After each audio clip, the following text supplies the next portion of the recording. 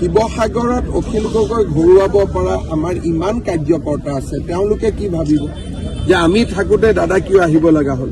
আমিতো আছোৱেই, দাদাৰ আমাৰ ওপৰত ভৰসা নাই নেকি? গতিকে আমাৰ শিৱসাগৰৰ ৫-৬জন কেণ্ডিডেট আছে, যোনে অখিল গগৈক মই ভাবোঁ এবাৰ হৰুৱাব পাৰিব। গতিকে তেওঁলোকে যেতিয়া নিজেই পাৰিব, মই গৈ তাতে কিয় কষ্ট কৰিব লাগে? কাৰণ মই যদি তাতে যাওঁ, এতিয়াওতো মই শিৱসাগৰ চিনি নাপাওঁ ইমান ভাল কৰি।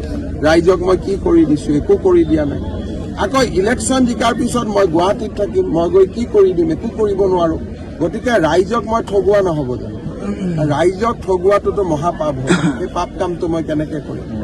এইটোতো কিবা কুস্তিৰ খেল নহয় যে অমুকত গৈ উঠি দিয়ক। হয়তো উঠিলে মই জিকিবও পাৰোঁ, কিন্তু জিকিলেও ৰাইজৰ লাভ কি হ'ব যদি ৰাইজে MLA-জনক বিচাৰি নাপায়? মোৰ ঘৰ তাতে নহয়, মোৰ পৰিবাৰ তাতে নাথাকে, পৰিয়াল নাথাকে, বিহুত যাব নোৱাৰিম, পূজাত যাব নোৱাৰিম, ৰাইজেতো বেয়াহে পাব। গতিকে ৰাইজে বেয়া পোৱা কাম বিজেপিয়ে নকৰে।